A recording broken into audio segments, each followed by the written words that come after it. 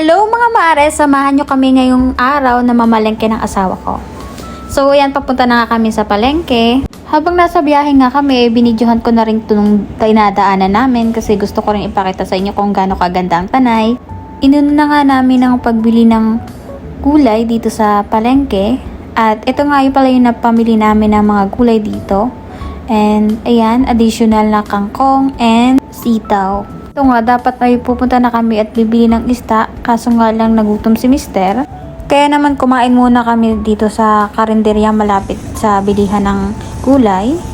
So ayan, yan yung kinain namin, tortang ulam namin.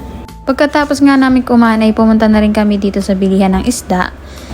At magsisinigang nga kami at napili namin tong bangus.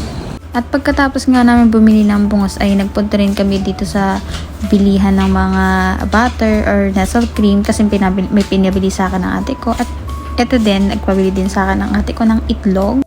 Bumalik nga ulit kami dito sa bilihan ng gulay at prutas at bumili kami ng avocado para sa ate ko. Tapos na nga kami mamalengke niyan at pauwi na rin kami. At naisipan ko nga rin i-video tong biyahe namin pauwi. Ayan, may hawak pa akong itlog at on the way na nga rin kami sa bahay.